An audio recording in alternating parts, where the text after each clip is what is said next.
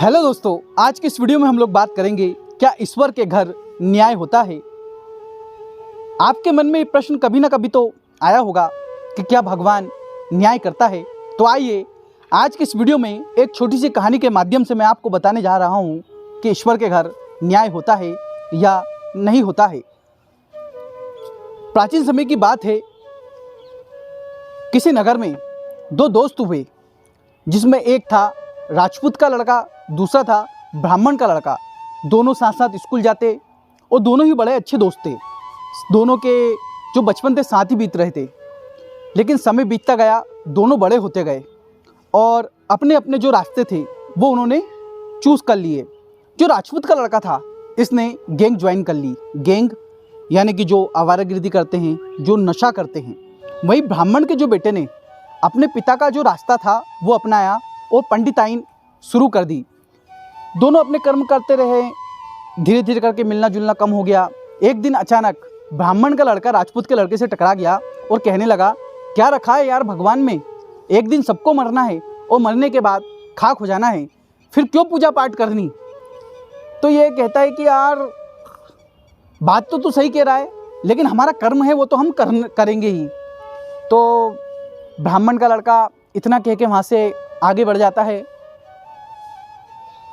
समय बीतता जाता है और धीरे धीरे करके एक दिन एकादशी आती है। ब्राह्मण का बेटा एकादशी का व्रत रखता है, 24 घंटे तक भगवान की पूजा पाठ करता है। वहीं राजपूत का लड़का शहर में एक नई वेश्या आई होती है, उसका नाच देखने के लिए जाते हैं। रात भर उसका नाच देखते हैं और सुबह जब हो जाती है तो थोड़ा इनको होश आता है।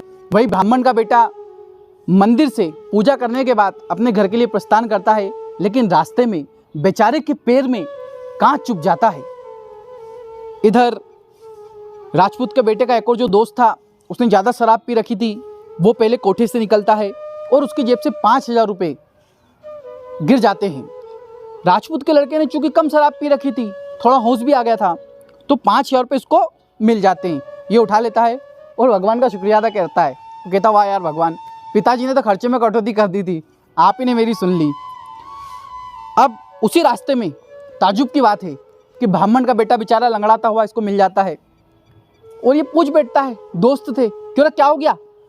बोले कुछ नहीं हुआ यार, मेरे पैर में कांच चुभ गया। और बोले तू भी यार, तेरे को कितनी बार समझाया, क्या रखा रे भगवान की पूजा पाठ में, हमारे साथ चल, हमारी गैंग ज्वाइन कर ले, नशे वसे करेंगे बढ़िया। देख इधर रात भर मनोरंजन करा, नाच वाच देखा हमने, तो कहाँ पड़ा रहे इन सब चक्करों में। तो दोस्त की बात सुनकर ब्राह्मण के बेटे के दिमाग में थोड़ा तो असर हुआ।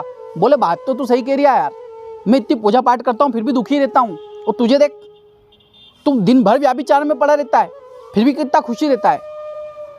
बोले यार क्या करो, दोनों आपस में इसी चर्चा करने लगे और ब्राह्मण के बेटे ने बोला कि देख, तुझ में और मुझ में कौन सही है, अपन एक काम करते हैं कि दूर जंगल में एक साधु बाबा रहते हैं, उनके पास चलते हैं अपन, हो सकता है वो अपने इस सवाल का जवाब दे दे। तो दोनों ही मिलके साधु बाबा के पास जाते हैं और उनको पूरी बात, पूरी घटना बताते हैं।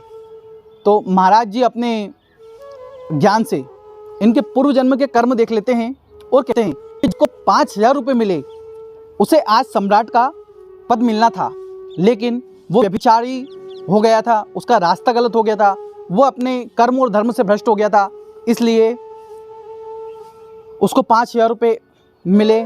और ये 5,000 रुपये भी उसी के थे जो उसके दोस्त ने चुराए थे। और वहीं जिसके पैर में जो कांच चुभा, उसे तो आज फांसी की सूली पर लटक जाना था, लेकिन वो फांसी की सूली की सज़ा कांच के टुकड़े में बदल गई। तो यही तो ईश्वर का न्याय है। आपको क्या लगता है कि कोई पाप कर्म कर रहा है और वो खुश है? उसके पूर्व जन्म के कर्म हैं। आपको छोटे छोटे दुख मिल रहे हैं, क्यों मिल रहे हैं? क्योंकि हो सकता है कि आपको बड़े दुख से भगवान बचा रहा हो।